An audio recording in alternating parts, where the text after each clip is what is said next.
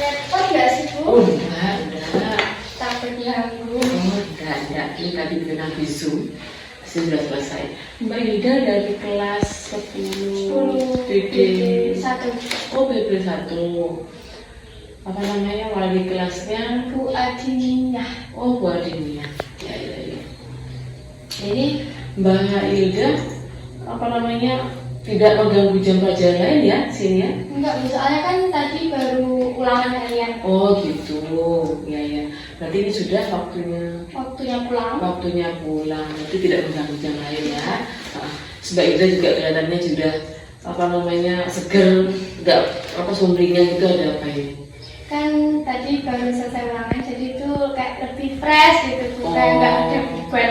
Jadi tadi habis Ulangan tadi. ulangan harian. Iya.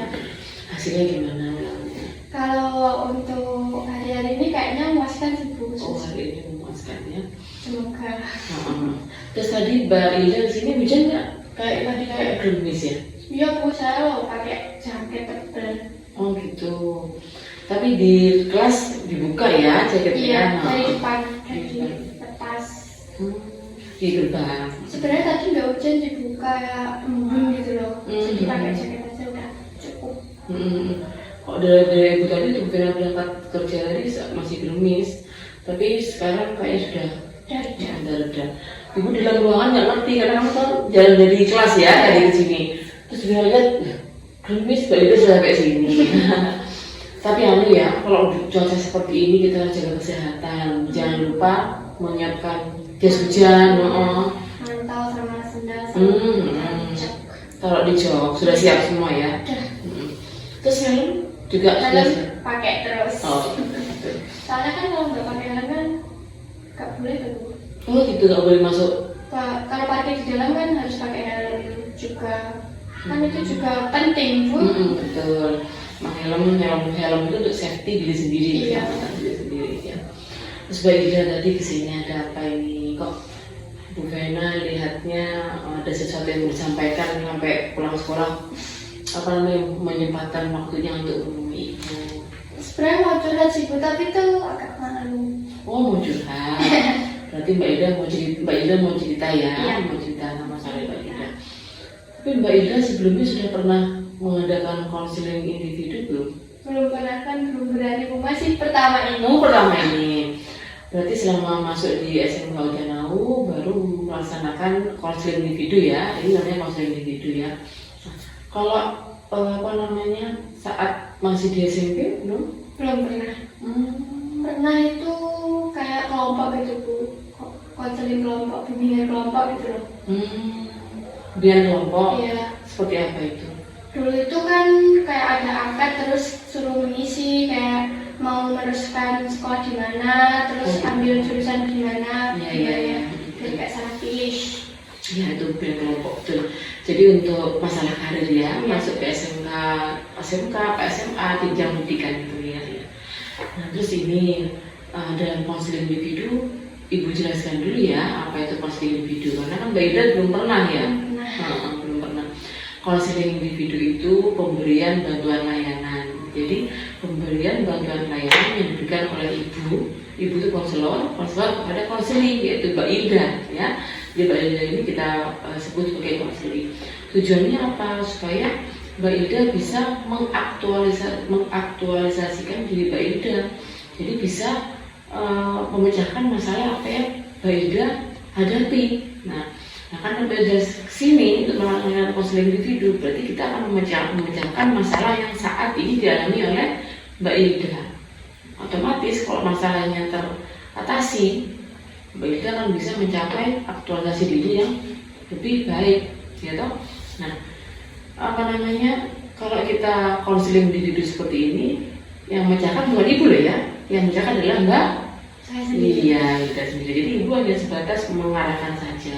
Membantu untuk Mbak Hilda menemukan solusi-solusi dari masalah yang akan Mbak Hilda sampaikan ya.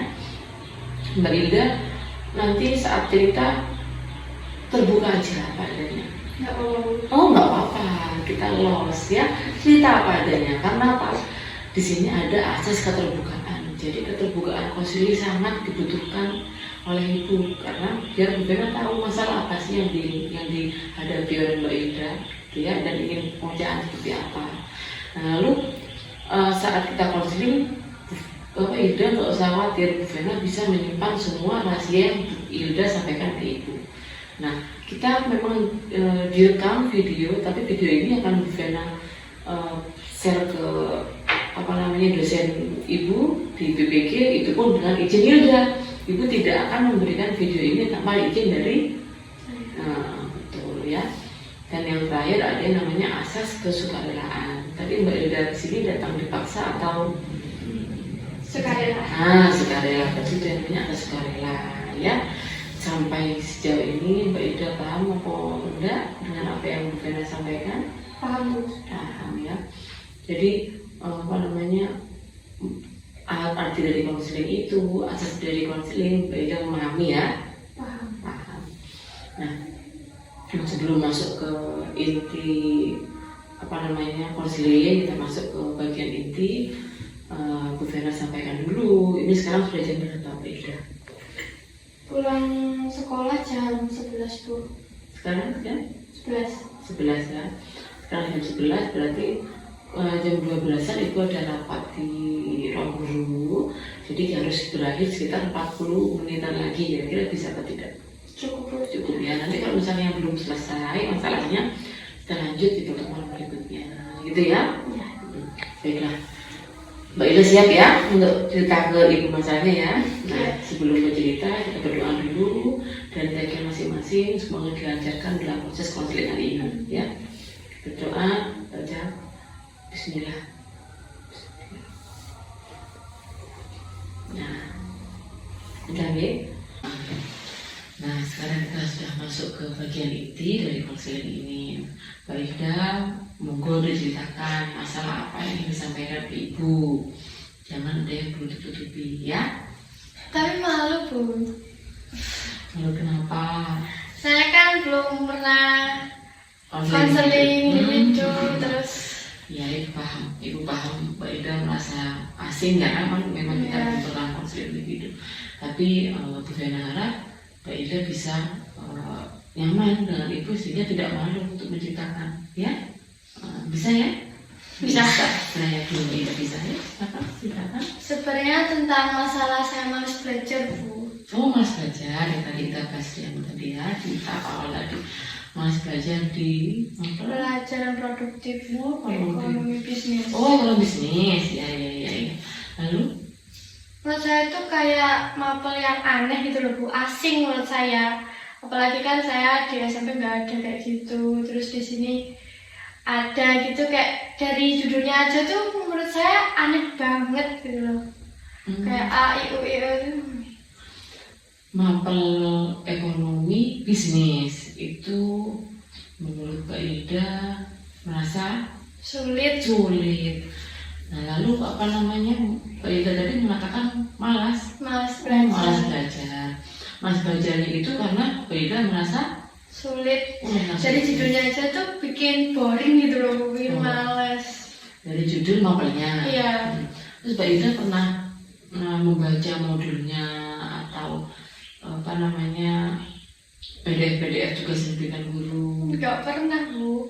Saya tuh nggak pernah kayak, ya itu tadi dari judul tuh malas, jadi buat belajar itu nggak ada keinginan belajar gitu loh, Bu. Jadi dari judulnya karena asing sehingga bukunya pun belum, jadi bukunya tuh kayak masih baru gitu loh, Bu. Cuma dibolak-balik tapi nggak pernah saya baca. Tapi saat pelajaran di kelas gimana? Kalau pelajaran di kelas tuh saya juga cuma mengikuti gurunya, kalau gurunya menerangkan ya sudah saya dengarkan. Tapi ya gitu, saya nggak pernah paham. Suruh mengerjakan ya saya kerjakan sesuai sebisa saya. Tapi ya hasilnya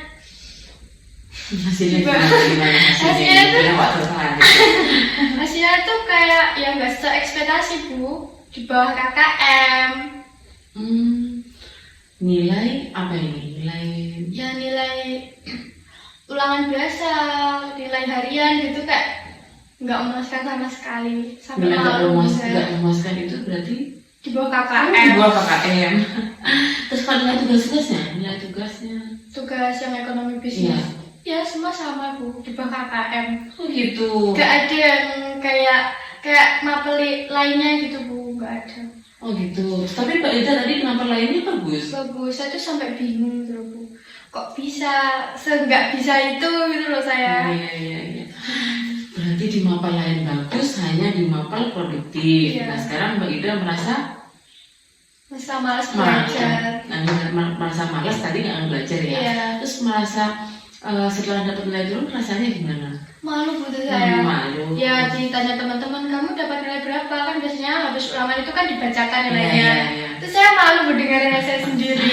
Iya. Berarti Mbak Ida merasa malu sama nilai yang sudah didapat yang berproduktif. Iya.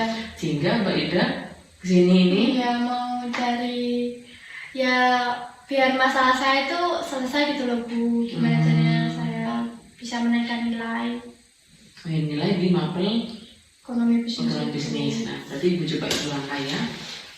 Mbak Ida tadi menganggap bahwa mapel tadi itu sulit sehingga tidak mau belajar, Iya. malas belajar, terus nilainya sekarang yang didapat adalah nilai di bawah KKM. Terus Mbak Ida merasa malu akhirnya Malu. ke teman-temannya karena temen nilainya bagus-bagus di mapel tersebut. Nah, coba Ibu rinci lagi. Mapel yang lain seperti matematika nilainya Matematika itu nilai saya malah bagus Bu, dapat 3 besar Oh, ke gitu, atas gitu. gitu. Sampai gurunya saya ekonomi bisnis itu heran, kan juga tahu mungkin Iya. dari guru-guru yang lain. Katanya, "Loh kamu itu nilai matematika bagus, tapi kok di mapel saya tidak bisa," kayak gitu. Saya juga bingung. Saya malu kalau bilang saya malas belajar, gitu saya malu Bu. Jadi saya cuma senyum aja, saya bingung. Tapi dari hasil ulangan harian dan tugas-tugas mapel yang didapat, Mbak Ida tidak puasnya di nilai yang produktif. Iya. Tapi di sini Mbak Ida paham ya bahwa malas belajar itu sudah menimbulkan masalah dalam nilai. Nah, masalah belajarnya itu ditimbulkan oleh pikiran yang Negatif. pikiran negatif bahwa mapel tersebut itu Sulit. sulit. Padahal kan saya juga belum pernah mencoba sih. Nah, sekarang gini, Mbak Ida tadi bilang nggak pernah mencoba di mapel, Ekonomi bisnis. mencoba untuk Belajar. belajar. Nah, tapi nggak di mapel lain. Kalau mapel lain tuh saya soalnya suka Bu. Jadi kalau saya suka itu waktu pembelajaran juga saya kayak menekuni gitu. Terus kalau tidak paham saya pasti bertanya. Jadi sehingga saya itu menjadi paham. Nanti kalau dijelaskan ulang saya belum paham, saya biasanya diskusi sama temen. Setelah itu saya pasti paham. Kamu bertanya sama teman, diskusi, lalu bertanya sama gurunya, belajar juga dengan tekun. Nah, dengan tekun berarti saat pulang sekolah gitu. Iya, pulang sekolah juga bisa. Biasanya kan sama teman-teman itu pasti kalau pulangnya awal itu ke rumah teman buat belajar bareng. Apalagi kalau ada tugas yang sulit gitu, biasanya kita diskusi kelompok. Nah itu karena mapel lain bisa seperti itu sehingga nilainya bagus ya. Iya. Terus yang di mapel produktif Mbak Ida tidak pernah menerapkan itu. Tidak. Karena dari awal tidak suka karena menganggap mapel itu Sulit. karena jadi judulnya itu ya karena asing ya. Iya, Asing tapi dari SMP tadi bilangnya ya, belum dari ada. SMP kan kalau MTK itu kan sudah ada. Jadi saya sudah menguasai. Jadi tinggal mengulang gitu loh Bu. Jadi ya masih ingat terus ya. Iya. Terus saya mudah.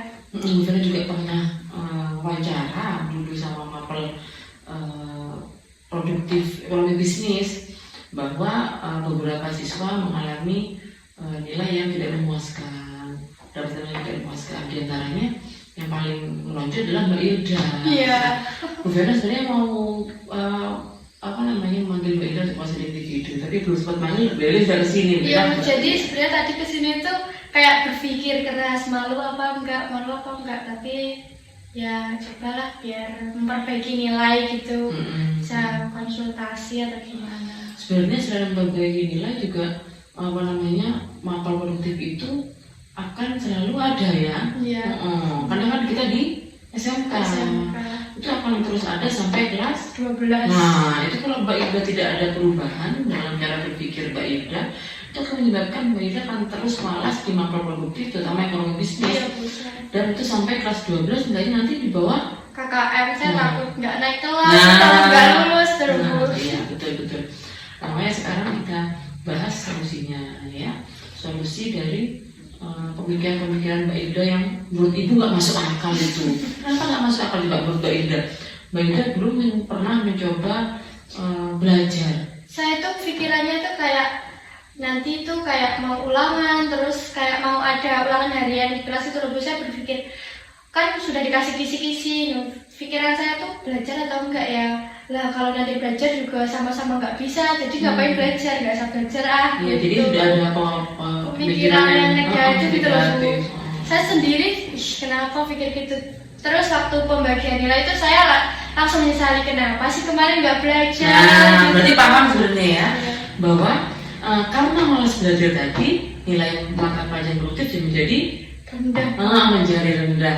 Tapi malas tadi itu diakibatkan oleh pikiran yang salah yang keliru, bahwa Mbak Ida bilang mata pelajaran itu sulit karena belum pernah mencoba, belum pernah menemui ya saat SMP. Padahal mata pelajaran lain seperti matematika dulu awalnya gimana itu matematika?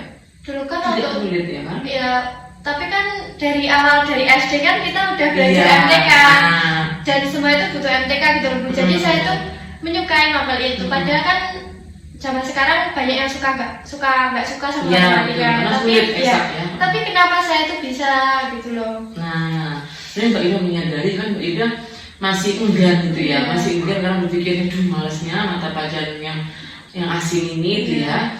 Tapi sekarang alhamdulillah Mbak Ida sebenarnya sudah sedikit-sedikit sudah terbuka bahwa pemikiran Mbak Ida itu keliru, salah. Nah, pemikiran itu namanya adalah pemikiran yang irasional. Nah, tahu ya, irasional itu adalah pemikiran yang keyakinan Mbak Ida dalam mengartikan sebuah permasalahan. Jadi Mbak Ida berpikir bahwa oh, mata pelajaran produktif ini sulit, apalagi ekonomi bisnis. Mapel ini belum pernah saya temui di SMP. Alah, kok saya belajar yang bakalnya angin ya, tadi ya, bakalnya susah. Pemikirannya Itu kayak adalah gitu. pikiran yang irasional. Rasional. Nah, sekarang ayo kita berusaha untuk menemukan pikiran yang rasional. Rasional. Mungkin ambil contoh ya. Misalnya gini, Mbak Ida tadi di mapel yang lain, Mbak Ida menyampaikan bahwa Mbak Ida rajin belajar. Mbak Ida suka mata pelajarannya karena sering bertemu. Lalu Mbak Ida sudah mencoba untuk tekun juga tadi katanya ya, pulang sekolah sampai diskusi kelompok. Kalau nggak tahu tentang materinya, tanya sama gurunya. Nah, itu berarti kan sudah ada usaha, sudah ada percobaan untuk belajar. Jadi sudah mencoba dan ternyata berhasil, nilainya bagus. Cuma 3 besar ya nilai matematikanya. Nah, coba itu Mbak Ida terapkan di Ekonomi bisnis. Di rumah itu sampai kan saya curhat sama orang tua tuh, Bu. Saya bilang nilai saya di mapel ini kok jelek gitu. Terus kata orang tua mau dicarikan les-lesan, tapi itu kalau cari guru les yang mapel produktif itu sulit, Bu. Kalau kalau mapel MTK terus IPA gitu kan banyak, tapi kalau mapel kejurusan itu tuh susah cari gurunya. Iya, karena kan kita di SMK ya, jadi sama guru tersebut. Tapi Mbak Ida misalnya saat tanya di kelas ke guru produktifnya, siapa guru produktifnya? Guru produktifnya Bu Ratna. Saat kita sama Bu Ratna mau menjelaskan. Mau Bu, kadang tuh saya kalau nggak paham terus saya tanya ulang, saya kan dijelaskan ulang, tapi itu iya, karena Mbak nggak Ida masuk itu, kayak pesimis saya. Karena sudah tidak menyukai ya. Dan dari Mbak Ida juga tidak menerapkan yang tadi katanya diskusi sama teman-teman, lalu belajar di rumah. Mungkin atau karena tempat duduk saya di belakang ya, Bu. Bisa jadi, tapi kalau itu kan tidak menjadi jaminan sebenarnya, karena kan letak posisi tempat duduk sudah disesuaikan dengan. Sebenarnya tempat posisi duduk itu setiap itu ganti ya. Ganti ya. Berarti tetap di awal tadi karena pemikiran yang negatif. Sebenarnya mapel-mapel itu tidak ada yang keliru kalau kita tidak apa namanya mengartikannya takut duluan. Iya. Ya. Terus kira-kira sekarang solusi yang bisa diambil adalah apa Mbak Ida? Solusi dari berpikir yang tidak masuk akal tadi atau rasional tadi sehingga menyebabkan malas, dan sekarang kita harus mencoba untuk berpikir rasional atau masuk akal. Kira-kira yang masuk akal untuk menghadapi mapel produktif ini gimana? Saya akan belajar dengan giat dan saya akan waktu diulang pun waktu diajar pun saya akan memperhatikan, dan tidak paham pun saya akan bertanya, tidak malu bertanya gitu Bu. Nah, berarti Mbak Ida tadi menerapkan cara belajar di mapel yang lain ya?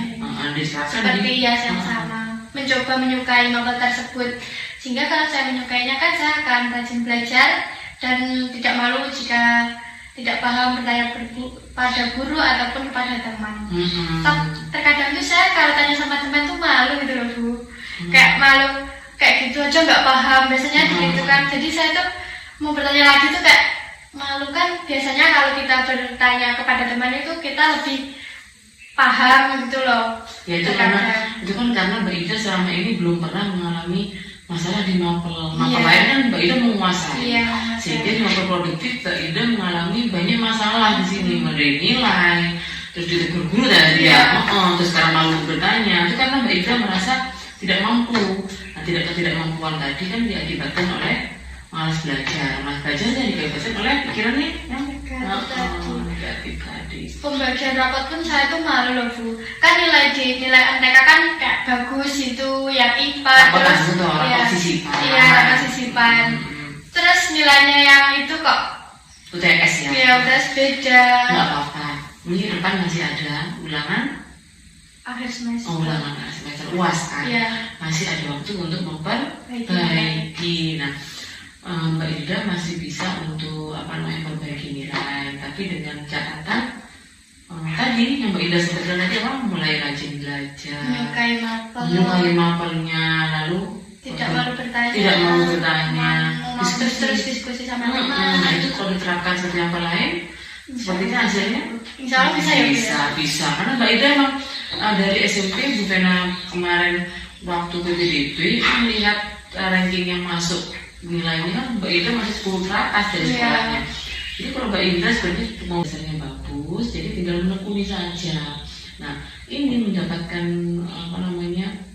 nilai yang turun di bidang, bukan turun ya, malah nilai jelek ya. Karena Mbak Ida mengalami pikiran-pikiran yang negatif. Nah kira-kira nanti bisa nggak Mbak Ida untuk mencoba itu? Insya Allah bisa, harus bisa. Nah itu benar sekali itu. Karena kenapa kok harus?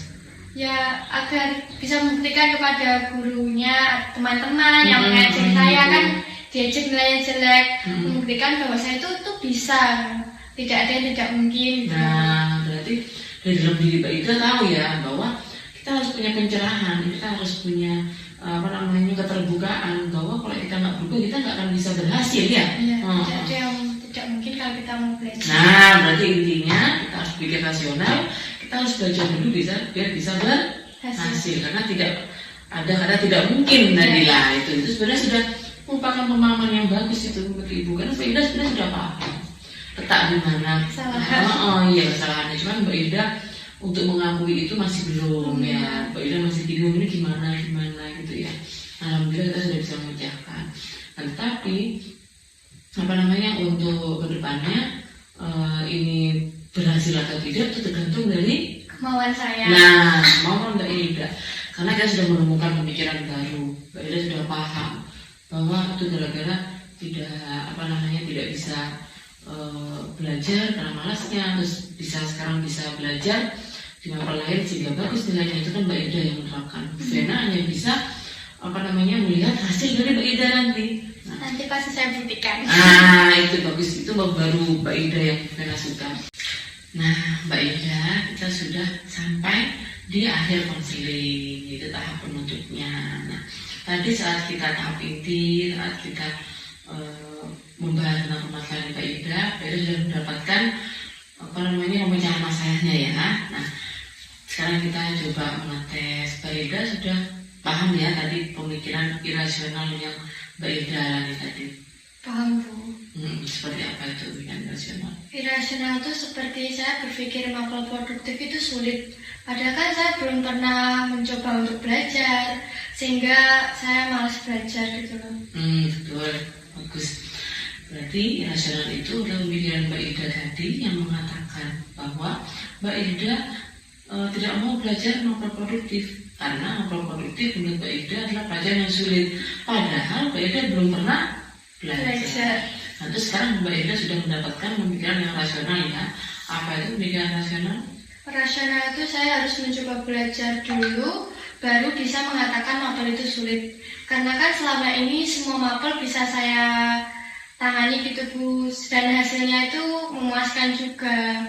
Dan saya yakin kalau saya mau belajar pada mapel tersebut seperti ekonomi bisnis, saya yakin nilai saya juga akan memuaskan seperti nilai yang Nah, itu sangat bahagia mendengarnya. Berarti Mbak Ida sudah bisa menerapkan di kehidupan besok dan berencana tunggu hasilnya ya. Iya. Katanya mau ujian apa ini di sini? UAS. Ujian akhir semester. Iya. Nah, itu nanti setelah Mbak Ida mempraktekkan, Mbak Ida bisa menemui Ibu. Bisa Bu. Jadi Mbak Ida nanti ke sini untuk Menunjukkan nilai bahwa membuktikan bahwa saya bisa menerapkan tadi, bisa memuaskan bisa mendapatkan hasil yang lebih bagus. yang lebih bagus daripada yang kemarin ya. Nah, semoga apa yang Mbak Ida harapkan, Mbak Ida inginkan bisa tercapai dengan baik ya. Terus nanti selama proses konseling ini ada nggak yang menurut Mbak Ida tidak berkenan mungkin atau tidak Mbak Ida sukai, adakah? Tidak. Gimana prosesnya kita hari ini? Memuaskan sih Bu, saya dalam konseling ini saya bisa memecahkan masalah saya yang semula saya itu susah, malas belajar. Jadi saya tuh mempunyai motivasi gitu loh Bu. Oh iya, berarti Mbak Ida merasa bahwa konseling kita hari ini sudah mencapai apa yang Mbak Ida inginkan ya. Terus nanti untuk berikutnya misalnya Mbak Ida memang sebelum waktunya penilaian UAS selesai mau ketemu Ibu boleh? Boleh. Ya boleh.